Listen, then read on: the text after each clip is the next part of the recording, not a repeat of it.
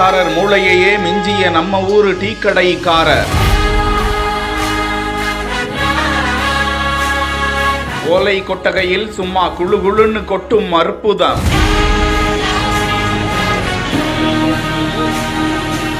AC காற்றையே தூக்கி சாப்பிட்ட செம பின்னணி.